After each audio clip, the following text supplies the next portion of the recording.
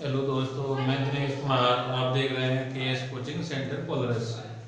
9th class के 3rd chapter के विशेष question के साथ और क्वेश्चन इस तरीके से भी आने वाले क्वेश्चनों के साथ। ठीक है, क्वेश्चन आपके सामने है। थोड़ा मैं क्वेश्चन को रिपीट कर रहा हूँ, थोड़ा अच्छे समझो और वीडियो को पूरा देखें।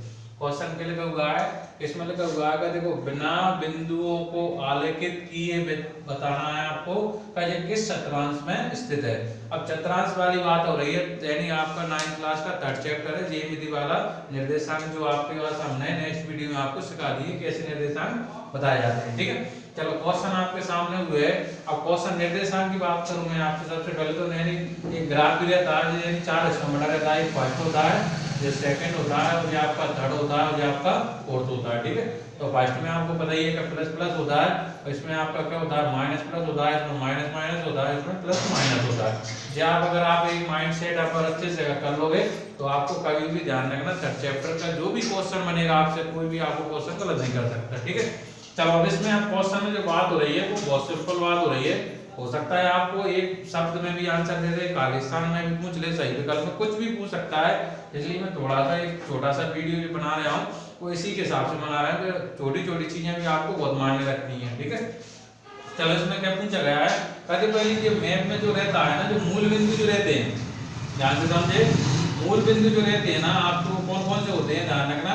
यानी मूल बिंदु 0,0 रहते हैं, जिसमें ध्यान रखना एक x का रहता है और एक y रहता है। और x को अपन क्या पढ़ते हैं, ध्यान रखना भुज पढ़ते हैं, और ठीक है, और y को क्या पढ़ा जाता है, आपका कोटि पढ़ा जाता है।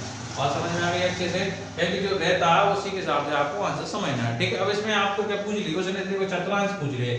अब अपना पहला बात हो गया, देखो यानी कोटि कितनी है, 5 है, और भुज कितनी है, -3 है। तो सबसे पहले भुज कितनी लिखेंगे, -3 लिखेंगे, और कोटि इधर है तो इधर की साइड लिखेंगे। तो अपना कहने मतलब ये है, जब अपना जगह बिंदु बनेंगे तो अपने को बिंदु कौन कौन से बन गए, देखो -3 और 5 बन गए। तो कहने मतलब ये है पहले माइनस है फिर प्लस है, तो माइनस प्लस करो कितना पड़ता है अपन को, दिख रहा है कि सेकंड के चतुर्थांश में पड़ता है।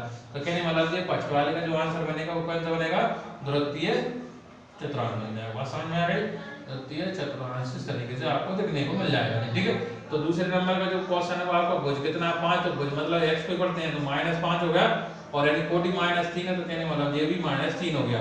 तो ये दोनों माइनस माइनस के, तो माइनस माइनस कहने मतलब ये है कौन सी चतुर्थांश में आ गया, ये द्वितीय चतुर्थांश में आपका देखने को मिल गया। ध्यान रखना, एक नंबर का भी आ सकता है, खालिस्तान में भी है, जोड़ी में भी आ जाए, कहने मतलब ये वो आपको हिंदी में भी लिख के दे देगा, कोटि और भुज, भुज या कोटि। तो आप समझ सकते हैं कि इधर वाला भुज रहता है, उधर वाला कोटि रहता है। कहने मतलब आपको तो किसी तौर पे ध्यान रखना है कि x, y होता है, x को मैं क्या पढ़ूंगा, ध्यान रखना भुज पढ़ूंगा, और y को मैं क्या पढ़ूंगा, कोटि पढ़ूंगा। जब वो इधर दे दे इधर दे दे, मुझे तो ध्यान से क्रम से इसको लिख के देखना है। बात समझ में आ गई अच्छे से। हो सकता है एक नंबर में भी आ जाए, एक नंबर भी बहुत कीमती रहता है, ध्यान रखना, क्योंकि कभी कभी एक नंबर से ही अपन पे हो जाते हैं, बहुत कुछ कर लेते हैं। ठीक है, तो अगर छोटा सा अगर वीडियो अगर आपको अगर अच्छा लगा हो तो वीडियो को लाइक करें और शेयर करें।